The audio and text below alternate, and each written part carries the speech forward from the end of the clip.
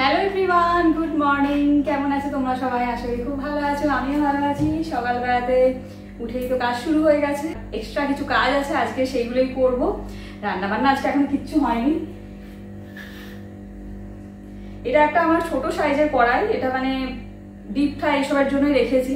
এমনি কিছু অত রান্না করা যায় না, খুবই ছোট সাইজের। ডিপ ফ্রাই করতে যেহেতু এখানে অল্প তেল লাগে, তো সেই জন্য এই কড়াইটা ব্যবহার করা হয়। আর ডিপ ফ্রাই করলে তো কড়াই জানো মানে খুব খারাপ হয়ে যায়, সাইডগুলো পুড়ে যায়। আর এটা কদিন ধরে করা হচ্ছে, কয়েকবার করে রেখে দিয়েছি। আজকে সেই জন্য সকালে উঠে ভাবলাম এটাকে ভালো করে গরম জলে ফুটিয়ে নিই।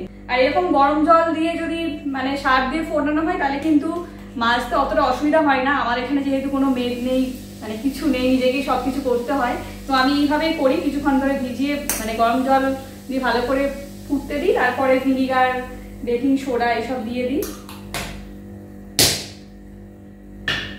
তার সাথে একটু লিকুইড সোপও দিয়ে দিই।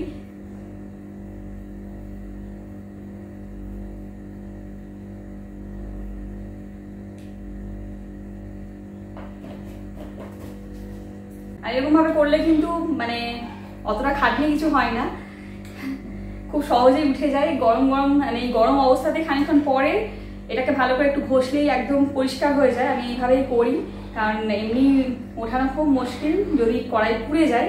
তো সেই ক্ষেত্রে আমি এরকমভাবে গরম জলে ভালো করে সার, লিকুইড সোপ, তারপরে খাবার সোডা, ভিনিগার সবকিছু দিয়ে লেবুর খোসাগুলোও দিয়ে দিই। আজকে লেবুর খোসা নেই, কদিন ধরে মানে রাখবো রাখবো ভাবছি, কিন্তু ভুলে গেছি রাখতে।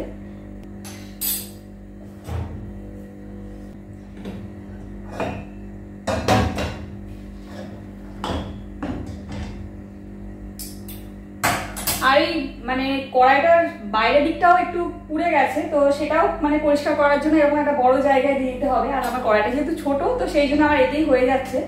পুরো ভর্তি করে দিয়ে দিতে হবে জলটাকে, তাহলেই হবে।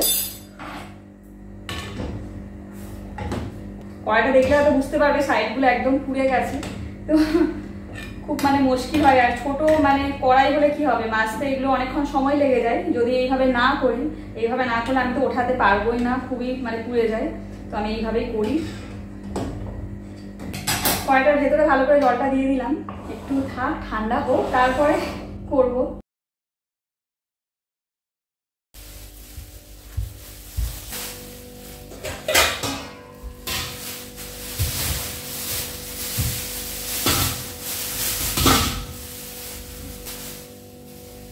আজকে হবে পটল।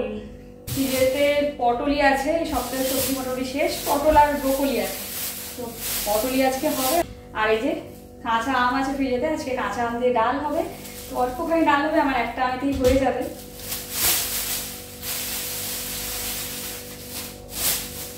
আর তার সাথে পাকা আমও আনা হয়েছে। আর এখানে এখন ম্যাঙ্গো ফেস্টিভ্যাল চলছে, তো অনেক ভ্যারাইটিস, অনেক দেশের আম এখন পাওয়া যাচ্ছে। তো আমাদের আনা হয়েছে, বুঝতে পারছিলাম না এটা মিষ্টি হবে কিনা। কালকে খাওয়া হয়েছে, খুব মিষ্টি আমগুলো, মানে এতটা মিষ্টি মানে বলার নয়, খুবই সুন্দর খেতে।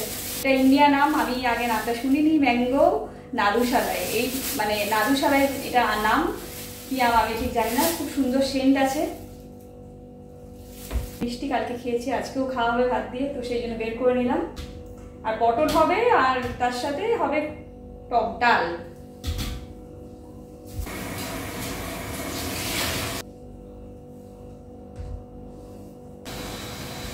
ধুয়ে রাখলাম, এখন একটু সবজিগুলো একটু জলে ভেজানো থাক, একটু পরে রান্না করা হবে।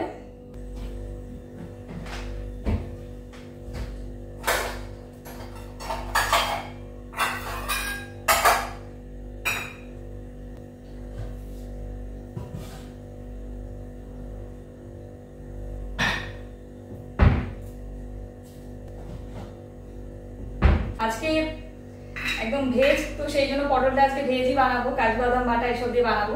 কিছুক্ষণ আগে ভিজিয়ে রাখি, অল্পখানি আছে পটল, বেশি পটল নেই।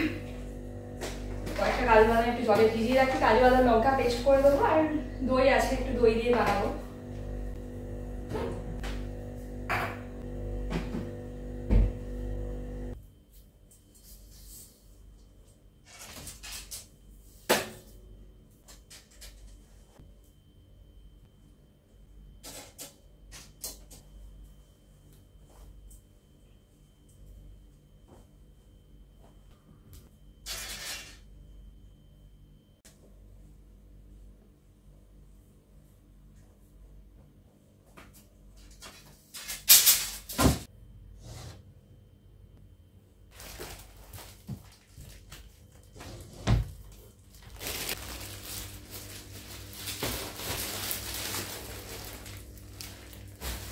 আজকে আমার একটা এখানে ফ্রেন্ডের বাচ্চার হ্যাপি বার্থডে আছে, তো এটা আগে কিনে রেখেছিলাম ব্যাগটাকে, প্যাকিং কিচ্ছু করা হয়নি। কালকে ফোন করেছিল আজকে যাওয়ার জন্য, তো সন্ধ্যেবেলায় আজকে যাওয়া হবে, কিন্তু এটা প্যাক করতে হবে। তার সাথে এই স্টিকারটা আমার মেয়ে পছন্দ করে কিনে রেখেছে, আর তার সাথে টিফিন বক্স, ওয়াটার বোতল সবই আছে। আর ব্যাগটা কিন্তু বেশ সুন্দর দেখতে, আর ওই বাচ্চার ব্লু কালার খুব পছন্দ, তো সেই জন্য ব্লু কালারই আনা হয়েছে। তো এটাকে প্যাক করতে হবে, এখন আর প্যাক করছি না। আমার মেয়ে আসুক স্কুল থেকে, মেয়ে মানে এসব ওর পছন্দ ওর সামনে করি, তো সামনেই করা হবে বিকেলবেলায়।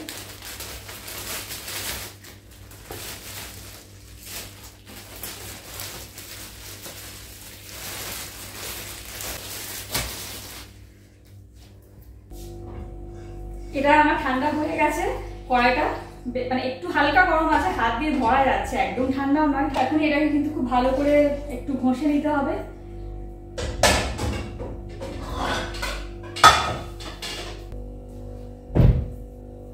আর সব থেকে ভালো হয় নতুন একদম যদি এইগুলো দিয়ে ঘষা যায় তাহলে কিন্তু খুব ভালো উঠে যায়।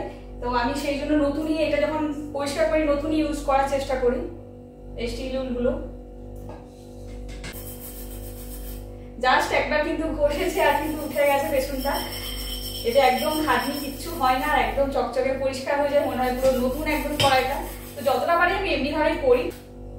আর এই সামনেটাও কিন্তু মানে একদম কড়াইয়ের যে ভেতর দিকটা সেটাও কিন্তু জাস্ট একবার ঘষতে আরম্ভ করেছি, একদম কিন্তু উঠে যাচ্ছে।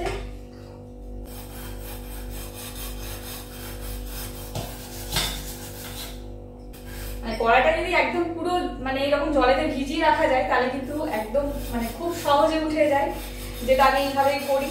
অত মানে বেশি পুড়ে গেলে সেটা ওঠানো কিন্তু খুব মুশকিল। আর এটা একটু পুড়েও গেছিল, আমার 2-4 ইউজ করেছি, মানে পাঁপড় ভাজতে, কোনো কিছু মানে পকোড়া ভাজতে এটা আমি এই কড়াইটা ইউজ করি ডিপ ফ্রাই করতে।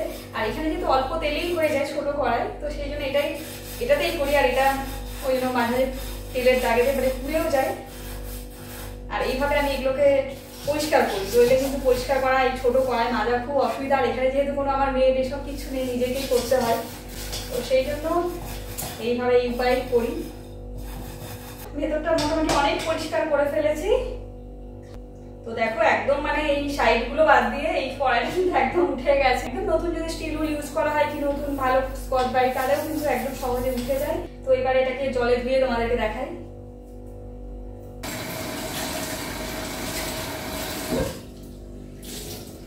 দেখো একদম কিন্তু পরিষ্কার হয়ে গেছে, সামনে পেছন পুরো একদম নতুনের মতো চকচক। 2-4 দিন ধরেই পড়ে আছে, যেদিনকে কাজ কম সেদিনই ভাবছি করবো। আজকে একটু রান্না এইসবই করবো, পটলের তরকারি আর ডাল আর ভাত। আজকে সেরকম মতো কিছু করবো না, কালকে আমার শাক বানানো আছে, তো ব্যাস ওই দিয়েই আজকে হবে। আর সোয়াবিন আলুর তরকারি আছে, আমার মেয়ের খুব পছন্দ, যেদিনকে আমাদের ভেজ করা হয় সোয়াবিন আলুর তরকারি সব করা হয়, তো আজকে সেই সবই আছে। আর আম আছে, এগুলো দিয়েই হয়ে যাবে। তো ওই জন্য ঠিক করেছিলাম আজকে এটাকে ভালো করে পরিষ্কার করবো, করে ফেলেছি। তো আজকের ভিডিও এটুকুই, সবাই খুব ভালো থেকো, সুস্থ থেকো, টাটা।